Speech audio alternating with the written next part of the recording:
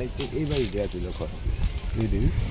23 April এই বাড়ি হতে ধরে এবং পাশের এই পুকুর হতে তুলে 350 জনকে হত্যা করে বস্তা ভরে ফেলে দেওয়া হয়েছিল ধলেশ্বরী নদীতে।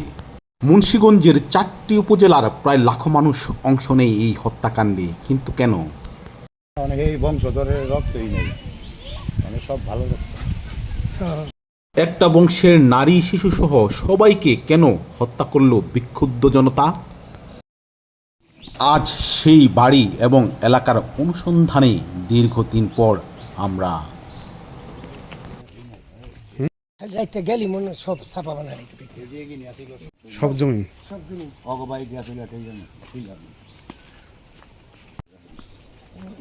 রাস্তা তো সব জমি না বাড়ি জমে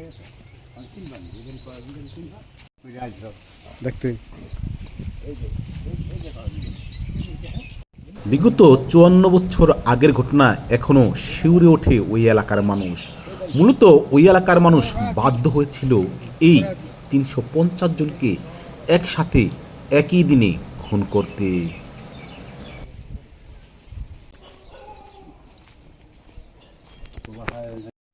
যে বাড়িতে এই হত্যাকাণ্ড চলেছিল সেটি খরাতি বাড়ি নামে পরিচিত। মুন্সিগঞ্জের টঙ্গিবাড়ি উপজেলার মির্জানগর এই খরাতি বাড়ি এবং তার আশেপাশে বাস করত দুদর্শ চোরেরা। ব্রিটিশ আমলে এরা ঘোড়া নিয়ে চুরি করতে যেত। তারা শুধু চুরি করেই ক্ষান্ত হতো না, পুরুষবিহীন করে শিং কেটে ঢুকে নারীদের শ্লীলতাহানি করত। সম্ভ্রম হারানো নারীদের এসব ঘটনা লোক লজ্জার ভয়ে কোনোদিনই প্রকাশিত হতো না। যেদিন বিক্ষুব্ধ জনতা আক্রমণ করে ওই বাড়িতে, সেদিন এই পুকুরেই লাফিয়ে পড়েছিল অনেক চোর, নারী ও পুরুষ। কিন্তু এই পুকুর হতে তুলে তুলে গ্রামবাসীরা তাদের হত্যা করে পরে মাথা হতে শরীর বিচ্ছিন্ন করে 14টি বস্তায় শুধু মাথা এবং অন্য বস্তায় দেহভরে ফেলে দেয় পাশের ধলেশ্বরী নদীতে।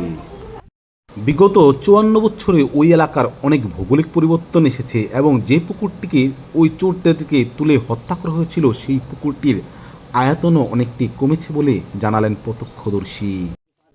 ঘটনার দিন এই স্থান দিয়ে পাশের তালতলা গৌরগঞ্জ খালে পালিয়ে যাওয়ার চেষ্টা করে ওই চোরেরা, কিন্তু তার আগেই তাদের হত্যা করা হয়।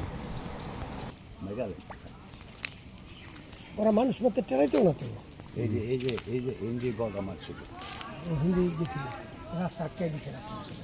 এই রাস্তাটা দিয়ে এগিয়ে গেলেই সামনে তালতলা গৌরগঞ্জের বিখ্যাত খাল, যে খালে 7টি ডিঙ্গি নৌকা বোঝাই করে ওই মরদেহগুলো তুলে নিয়ে ফেলে দেওয়া হয় পাশের ধলেশ্বরী নদীতে।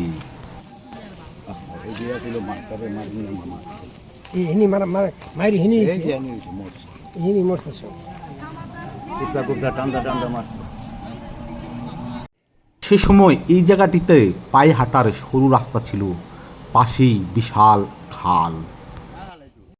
কথিত আছে এবং ওই এলাকার প্রবীণ লোকদের সাথে কথা বলে জানা যায়, গায়ে তেল মেখে হাফ প্যান্ট পরে রেডিয়াম ঘড়ি হাতে দিয়ে চুরি করত ওই এলাকার কুখ্যাত চোরেরা।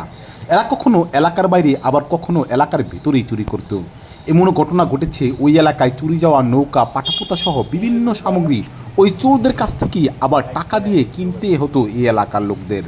কখনো কার বাড়িতে চুরি হবে সেই আশঙ্কায় ভীত সতর্ক থাকত ওই এলাকার লোকজন। এদের অত্যাচারে অতিষ্ঠ হয়ে হচ্ছিল আশেপাশের মানুষ।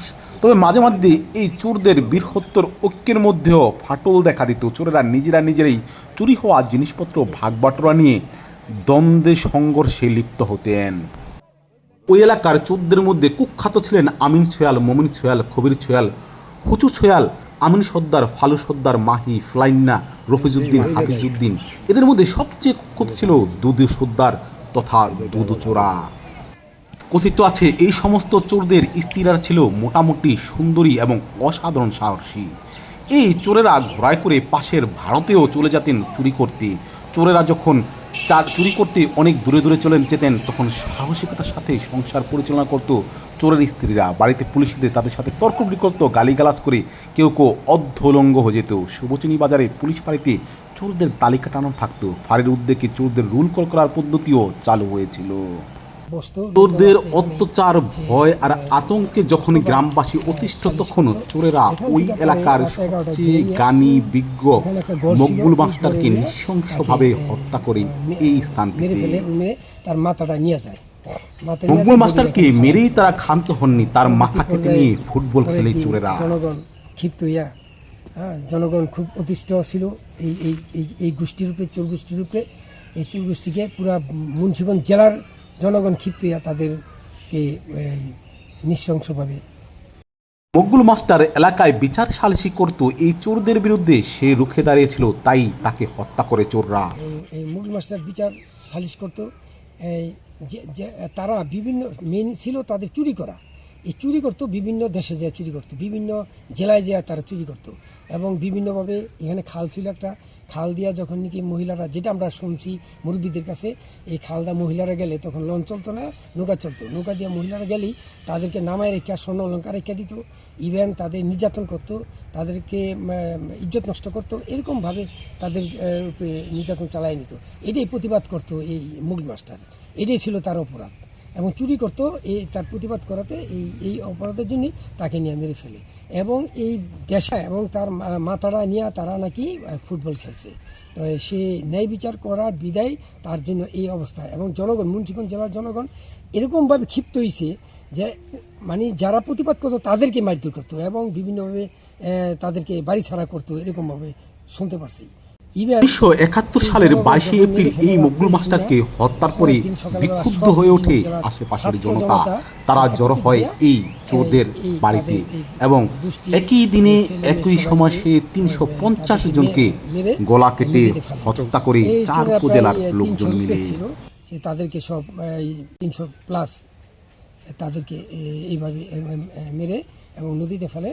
এবং কে বা কাহারাতে মারছে এটার কোনো পাওয়া যায় না। জনগণ পুরো টোটালি মুন্সিগঞ্জ জেলার জনগণ তাদের এইভাবে মারছে।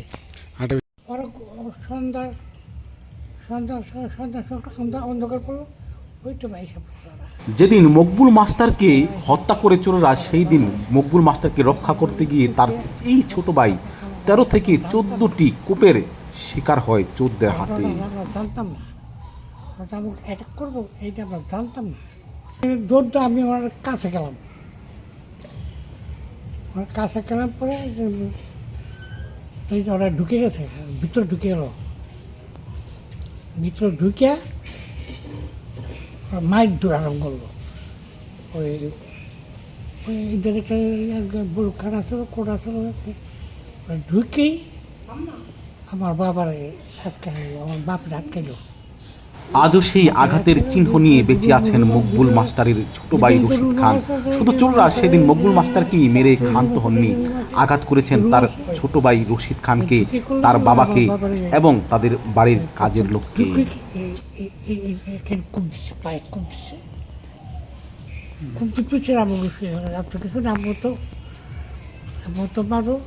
আমার আটকেছে প্রথম বাড়িতে আটকেছে, মানে আটকাইয়া আমার কুমাইছে, কুমতেছে। এই মকবুল মাস্টারকে হত্যা করাই বিক্ষুব্ধ হয়ে ওঠে ওই এলাকার লোকজন। তারা দূর দূরান্তের মানুষকে জড়ো করে পরে 4টি উপজেলার প্রায় লাখো মানুষ মিলে এই চোরদের বাড়িতে আক্রমণ করে চোররাও ব্যাপকভাবে প্রতিহত করে গ্রামবাসীকে। চোরদের হামলায় সেদিন প্রাণ হারায় এক নিরীহ গ্রামবাসী, এছাড়া কমপক্ষে 12 জন আহত হয়। বেলা 11টা থেকে দফায় দফায় চলে ওই গ্রামে সংঘর্ষ। শেষ পর্যন্ত গ্রামবাসীর একজন বন্দুক নিয়ে ওই চোরদের বাড়িতে হামলা চালালে চোরদের চেইন অফ কমান্ড ভেঙে যায়। পরে চোররা বাঁচার জন্য তাদের বাড়ির সামনের পুকুরে লাফ দিয়ে পড়ে বাঁচার চেষ্টা করা হলে পুকুর থেকে তুলে বিক্ষুব্ধ গ্রামবাসী তাদেরকে হত্যা করে পরে শরীর থেকে মাথাগুলো বিচ্ছিন্ন করে শুধু মাথাগুলোই 14টি বস্তায় বলে এবং শরীরগুলো কয়েক শত বস্তায় ভরে 60টি ডিঙ্গি নৌকা বোঝাই করে এই খাল দিয়ে ফেলে দেয় পাশের ধলেশ্বরী নদীতে। দীর্ঘদিনের ক্ষোভ, ঘৃণা আর অত্যাচারে অতিষ্ঠ হয়ে সেই দিন এই কাজ করতে বাধ্য হয়েছিল বিক্ষুব্ধ জনতা। মকবুল মাস্টার উনি হেডমাস্টার ছিলেন তেলিপাড়া স্কুলের, প্রাইমারি স্কুলের। এবং সে ন্যায় বিচারক হিসাবেই এই সবাই পছন্দ করতেন এবং তার সুষ্ঠু ন্যায় বিচার পাইতো তার কাছে, এই জন্য তার কাছে আসত। এখানে একটা বিল্ডিং ছিল, পুরান বিল্ডিং।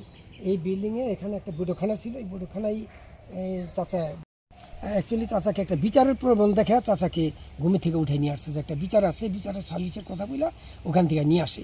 তো ওই নিচের বৈঠকখানায় বসে এবং ওই চোরারা যে মেন চোরা ছিল, যে 4-5 জন, তারাই রুমে ঢুকিয়া তাদেরকে চাচার সাথে মানে মুগল মাস্টারের সাথে আলাপ আলোচনা করে এবং এক পর্যায়ে বলে যে আজকে চলে যা, কালকে আমরা দেখব না এই ব্যাপারটা। কিন্তু গেটটা খোলার সাথে সাথে একবারে 30-40 জন, প্রায় 50 জনের মতন ভিতরে ঢুকিয়া এলোপাথারি কূপ, বাড়ি, তোরালের কূপ, চাপাটির কূপ, চাচাকে ওই মুগল মাস্টারকে কূপ দিতেছে। এবং এখানে আমাদের একটা কাজের লেবার ছিল, লেবারদের কোবাইছে। আমার দাদা ছিল, দাদারে কোবাইছে। ইভেন আমার বাবাও অনেক শরীরে জখম আছে, তাকেও কোবাইছে। আমি তখন ক্লাস 2-তে পড়ি। আমি তখন ঘরের ভিতরে এরকম কোবাকুবি বাইরে দেখা, হ্যাঁ, লাইটের আলো আর আলো এই দেখে আমি খুব আতঙ্কিত, হতভম্ব হয়ে আমি দাঁড়ায় আছি এবং আমি চিল্লাচিল্লি করতেছি এবং এর ভিতরে ওরা শুধু মারামারি, মানে মারতে সব এক দাঁড়তে, মানে কারো বাদ দিতেছে না, সবাইকে কোবাইতেছে। হ্যাঁ, এক পর্যায়ে আমার চাচার এখান থেকে ধরে নিয়ে এখানে জব করে মাথাটা নিয়ে যায়, মাথা নিয়ে ওরা ফুটবল খেলছে আর কি। এটা এদের ভাষ্য আর কি।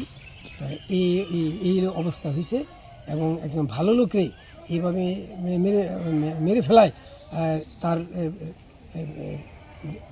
জনগণ প্রতিবাদ করছে। প্রতিবাদ করে আজকে এখন সেই গোষ্ঠী নাই বিদায় আজকে এই মুন্সিগঞ্জ জেলার জনগণ খুব শান্তি বসবাস করতেছে। তারা থাকলে হয়তো এই জনগণ শান্তিতে থাকতে পারতো না, তাদের অত্যাচারে।